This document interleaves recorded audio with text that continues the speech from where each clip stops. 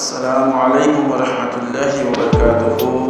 جن لوگوں نے ابھی تک چینل کو سبسکرائب کیا نہیں ہے وہ سبسکرائب کریں۔ انشاءاللہ قرآن اور حدیث کے ایسی واقعہ سننے کو ملے گا، فائدہ ہوگا۔ جب طالوت جو بنی اسرائیل کے ایک نیک شخص تھا، وہ جب بادشاہ بن گیا تو طالوت نے بنی اسرائیل کو جہاد کے لیے تیار کیا، اور ایک کافر بادشاہ جو لوگوں کو پریشان کرتا تھا، ظلم ستم کرتا تھا، جالوت سے جنگ کرنے کے لیے اپنی فوج کو لے کر میدان جنگ میں نکلے۔ جالوت بہت ہی لمبے قد اور نہایت ہی طاقتور بادشاہ تھا۔ وہ اپنے سر پر لوہے کی جو ٹوپی پہنتا تھا اس کا وزن 300 رطل تھا۔ جب حضرت طالوت بنی اسرائیل کے لشکر کو لے کر ظالم بادشاہ جالوت سے مقابلہ کے لیے بیت المقدس سے روانہ ہوئے تو ان کے لشکر کی ایک امتحان آزمائش اللہ کی طرف سے آئی۔ طالوت نے کہا ہے، بے شک اللہ تعالیٰ تمہیں ایک نہر سے آزمانے والا ہے، اور جو اس نہر سے پانی پیے گا وہ میرا نہیں، اور جو نہ پیے وہ میرا ہے، مگر وہ جو ایک چلو اپنے ہاتھ سے لے کر پیے۔ سخت گرمی تھی، صرف 300 افراد نے صبر کیا، چلو سے پانی پیا۔ ایک چلو ان کے لیے اور ان کے جانوروں کے لیے کافی ہو گیا، اور جنہوں نے بے صبری کی، اللہ کی حکم نہ مانی، خوب پانی پیا تھا، ان کے ہونٹ سیاہ ہو گئے، پیاس خوب بڑھ گئی اور ہمت ہار گئے۔ جالوت کے عظیم لشکر سے 313 مسلمانوں کا مقابلہ تھا جو اطاعت گزار تھے، ان کے حوصلے مضبوط تھے۔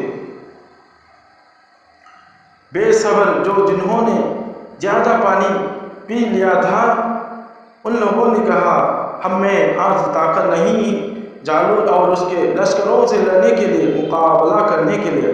اور جن لوگوں نے اللہ کی حکم مان کر چلو سے پانی پیا تھا، انہوں نے کہا، اللہ سے ملنے کا یقین تھا، یعنی کہ صبر کرنے والے کہنے لگے، ایسا ہو جاتا ہے کم جماعت غالب آ جاتی ہے زیادہ جماعت والوں پر اللہ کے حکم سے، اور اللہ صابروں کو صبر کرنے والوں کے ساتھ ہے۔ جب دونوں فوجیں میدان جنگ میں لڑائی کے لیے تیار ہو چکے تو طالوت نے اپنے لشکر میں یہ اعلان کر دیا، جو آدمی جالوت ظالم بادشاہ کو قتل کرے گا، میں اپنی بیٹی شہزادی کا نکاح اس کے ساتھ کر دوں گا، اور اپنی آدھی سلطنت بھی اس کو عطا کر دوں گا۔ یہ فرمان شاہی سن کر حضرت داؤد علیہ السلام آگے بڑھے، جو ابھی بہت ہی کم عمر تھے اور بیماری سے چہرہ زرد ہو رہا تھا، اور غریب و مفلسی کا یہ عالم تھا کہ بکریاں چرا کر اس کی اجرت سے گزر بسر کرتے تھے۔ جب حضرت داؤد علیہ السلام گھر سے جہاد کے لیے روانہ ہوئے تھے تو راستہ میں ایک پتھر یہ بولا کہ اے داؤد، مجھے اٹھا لیجیے کیونکہ میں حضرت موسیٰ علیہ السلام کا پتھر ہوں۔ پھر دوسرے پتھر نے آپ کو پکارا، اے حضرت داؤد، مجھے اٹھا لیجیے کیونکہ میں حضرت ہارون علیہ السلام کا پتھر ہوں۔ پھر ایک تیسرے پتھر نے آپ کو پکار کر عرض کیا، اے حضرت داؤد علیہ السلام، مجھے اٹھا لیجیے کیونکہ میں جالوت کا قاتل ہوں۔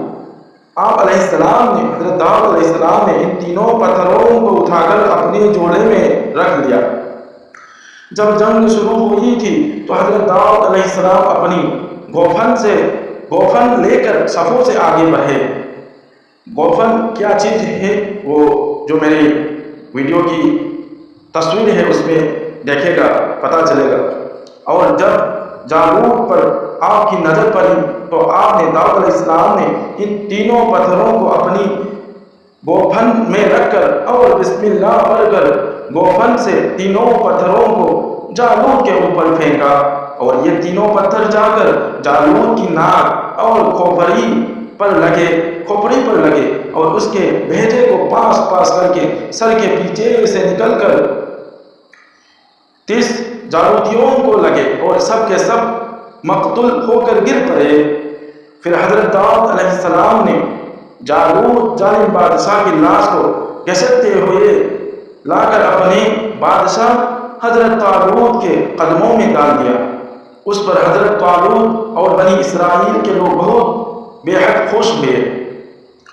جالوت کے ظالم بادشاہ کے قتل ہو جانے سے اس کا لشکر بھاگ نکلا اور حضرت طالوت کو فتح مبین کامیاب ہو گئی، اور اپنے اعلان کے مطابق طالوت نے حضرت داؤد علیہ السلام کے ساتھ اپنی لڑکی کا نکاح کر دیا اور اپنی آدھی سلطنت کا ان کو سلطان بنا دیا۔ پھر پورے 40 سال برس کے بعد جب حضرت طالوت بادشاہ کا انتقال ہو گیا تو حضرت داؤد علیہ السلام پوری سلطنت کے بادشاہ بن گئے۔ اور جب حضرت سمویل علیہ السلام کی وفات ہو گئی تو اللہ تعالیٰ نے حضرت داؤد علیہ السلام کو سلطنت کے ساتھ نبوت سے بھی سرفراز فرما دیا۔ حضرت داؤد علیہ السلام سے پہلے سلطنت اور نبوت دونوں اعزاز ایک ساتھ کسی کو بھی نہیں ملا تھا۔ آپ پہلے شخص آدمی ہیں کہ ان دونوں عہدوں پر فائز ہو کر 70 برس تک سلطنت اور نبوت دونوں منصوبوں کے فرائض پورے کرتے رہے، اور پھر آپ کے بعد آپ کے فرزند حضرت سلیمان علیہ السلام کو بھی اللہ تعالیٰ نے سلطنت اور نبوت دونوں مرتبوں سے سرفراز فرمایا۔